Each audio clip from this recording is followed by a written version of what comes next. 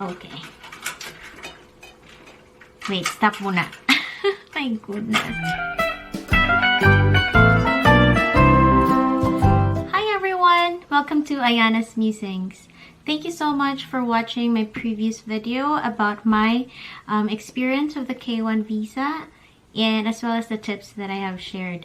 Now, I noticed there were a lot of questions in terms of the documents that I needed to bring and some other specific things. Now, at this point, directly related to my previous video, I will be talking about what are the documents that I brought during my interview.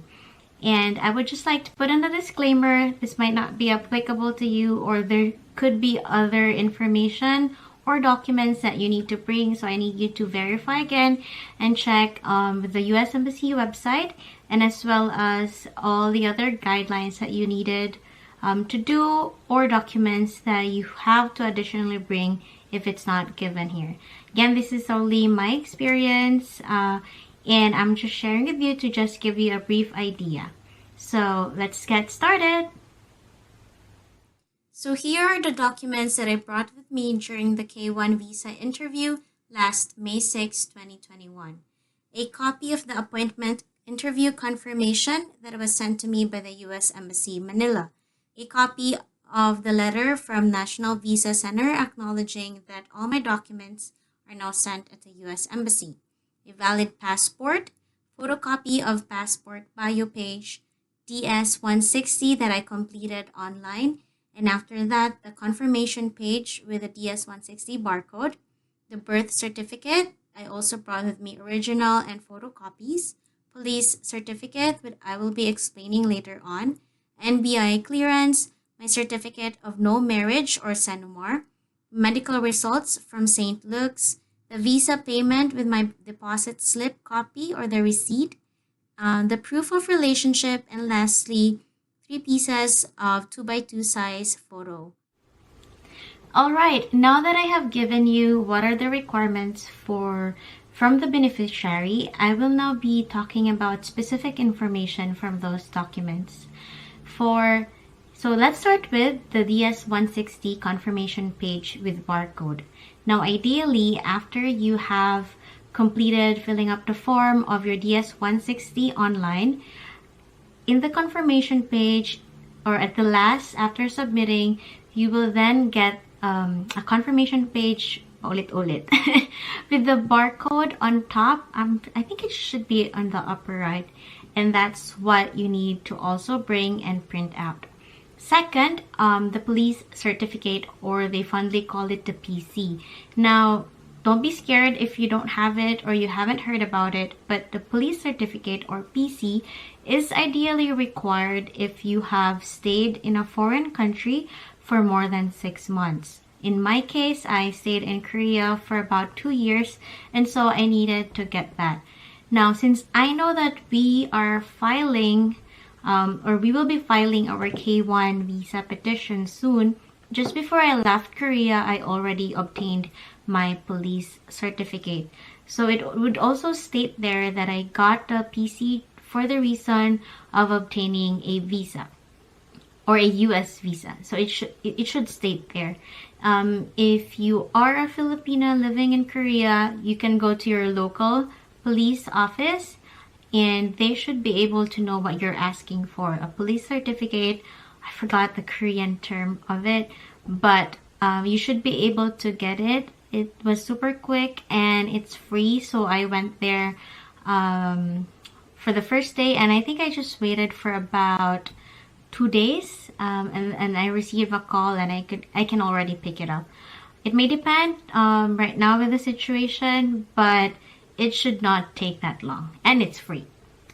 Next, certificate of no marriage, or for the Philippines we call it SENUMAR. Make sure that you have this updated. For most people, they would say at least 6 months, but I got mine super fresh just to be safe. And it should also state that you obtain it for US K1 visa application. Next, your medical results from St. Luke's. Please take note and remember, do not open it. You're not it's invalid at some point. If you already open it, do not get the information inside. So if they hand you the brown envelope, just take it, protect it with all your life, and bring it to the interview.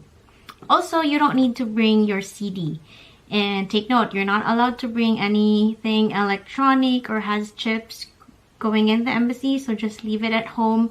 They won't ask for it. Next, visa payment with its deposit slip, copy, or receipt. Now, before I used to apply for a US tourist visa and they used BPI. Take note, this time they are already using RCBC. Or I need to spell it out, RCBC as in Rizal Commercial Banking Corporation or the RCBC. So for me, what I did, or what you can do, is to actually log in or go to the website ustraveldocs.com/ph, or you could immediately just type in to Google RCBC visa payment, and it should show up in the first website, ustraveldocs.com. And then when you click it, I'm actually doing it right now. When you click it, look for a location and near you, and once you click that, it would eventually lead you to the website, and you'll be able to download the deposit slip or form, and it should state how much is the amount. So I printed that out, and then after I went to RCBC, they would know. You should just tell them US visa payment, and then after that, pay to them directly. They would get the paper that you have, and parang they will put it in a machine, sort of like a fax machine, I don't know. But then after that, it would say something that you have already paid this amount, and then bring that to your interview.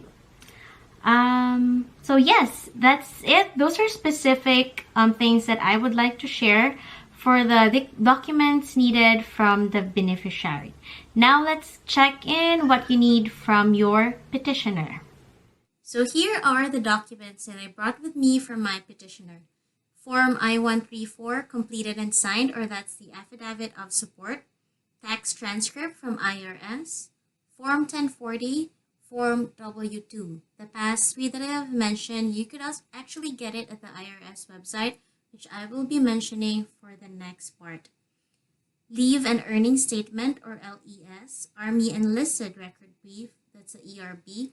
These two are specific for U.S. military. And then a copy of his passport bio page. If with PH stamp, that's also very nice. If he visited you in the Philippines. A copy of his birth certificate, and a copy of the Notice of Action 1 as well as Notice of Action 2. Alright, let's continue for the documents that I brought with me from my petitioner. In my case, or in my situation, my petitioner is a member of the U.S. military, specifically the Army. There are certain documents that is only required for me, and it might not be applicable for others. But some of it, most of those who go through the interview would need to have it. So like for example, number 1, that's Form I-134, the Affidavit of Support. You could get that the USCIS website, and it should show that you qualify according to the poverty guidelines. And so there's a part there that should be signed by a petitioner. So what we did, my then fiance signed that part and scanned it for me, and then I printed it out together with the rest of the pages. Next, all the tax requirement from the IRS, that's the tax transcript, the Form 1040, and the W-2. You could get that all in the IRS website. I did not have enough knowledge of the difference of all this before, but for us, for him, he logged into the IRS website and everything is there. You could directly download it. It should be your petitioner because the website is secured. He could download it and email it to you, and you could print it and bring to the interview. Next, these two will be specific for the Army or as a whole, the U.S. military, the leave and earning statement, that's your LES, that would show also your annual wage. And then next is the ERB, that's the Army Enlisted Record Brief. It would show and verify that your fiancé is from the military. Next is a copy of the passport bio page of your fiancé. And I actually placed there if he visited you in the Philippines and it has a PH stamp, that would be very helpful as well to bring it to the interview. Next is a copy of his birth certificate, his naturalization, or whatever that would prove his allegiance or citizenship in the U.S. And lastly, a copy of the Notice of Action 1 and Notice of Action 2 that I actually have discussed in my previous video. A copy because all of the originals were sent to him and he could just scan it for you and send it to you. And then you could print it out and bring to the interview. Alright, so that covers everything for the documents that you need to bring for the interview. Those were my experiences, and I actually found my notebook of all the lists that I made just to be sure that I brought everything. Now, this might apply or might not apply to you, but again, I advise you, please do check ustraveldocs.com. Should have all the information, as well as the U.S. Embassy Manila website. Or if you're watching it from a different country, check it into your respective U.S. Embassy, and it all should be there. And you have to make sure that all of the documents are there with you during your interview. So I wish you all the best in your journey, and please stay tuned for the next video. And if you do have more questions, you could ask in my comments below. I'll try to answer them immediately or slide into my DMs. My Instagram is just at Ayana Miranda, or you could click it into my homepage in my YouTube account and click it. You could slide into my DMs immediately and I'll try to answer them. So that's it, everyone. Have a great day and a great week ahead. Bye!